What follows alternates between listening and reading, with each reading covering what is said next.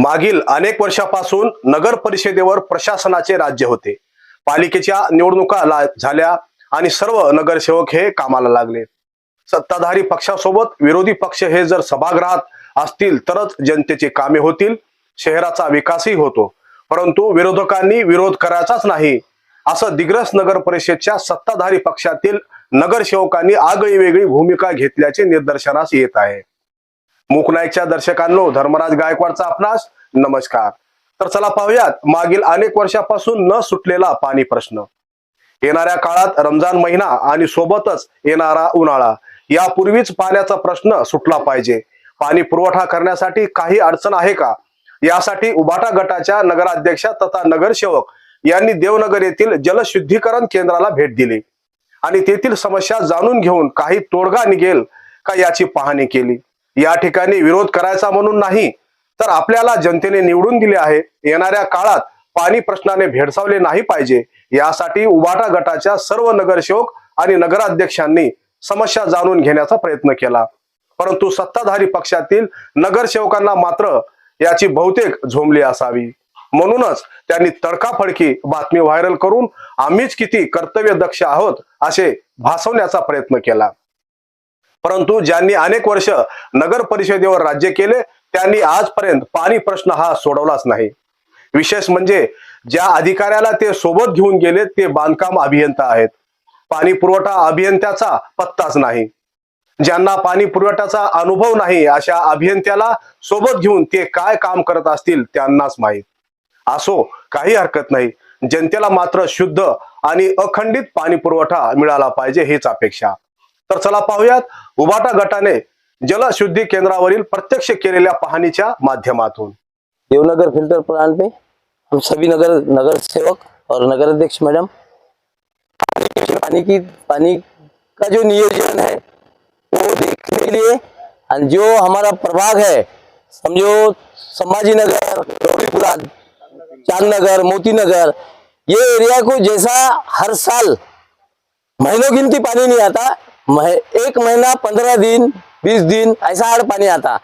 हम सब लोगों ने एक नगर परिषद को लेटर दे वाला है कि भाई रमजान महीना है, ये रमजान महीना में हमको पानी की सुविधा तुमने करके देने को ना, तो वो देखने के लिए हम आज यहाँ पे आए वाले हैं।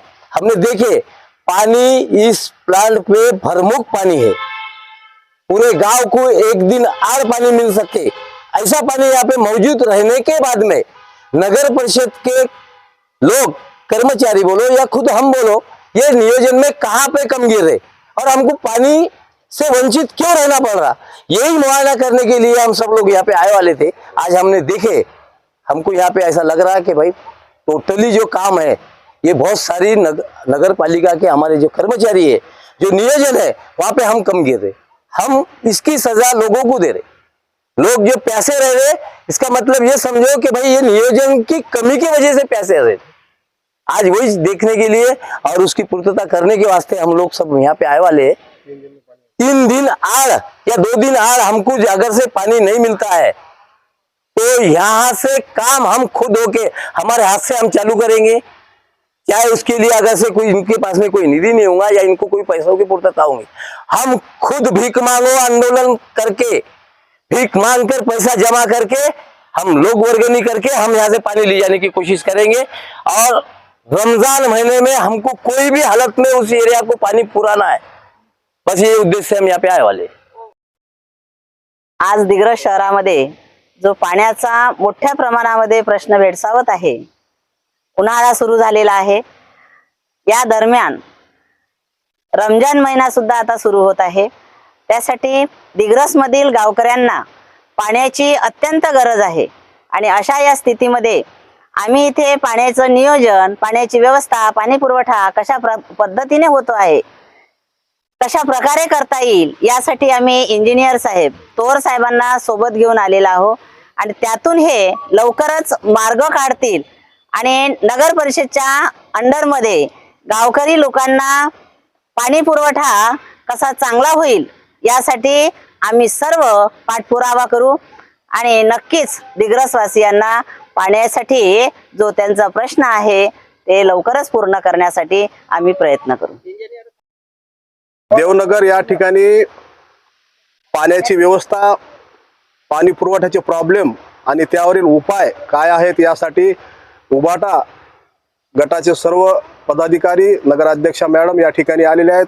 या ठिकाणी आपण पाहूया की या दिग्रस नगरपालिकेला जे पाणी पुरवठा होत आहे त्याचं टीडीएस म्हणजे पाण्यामध्ये जे सगळी घाण आहे त्याचं मिश्रणाचं प्रमाण आणि त्याची शुद्धता, याला टीडीएस म्हणतो आपण।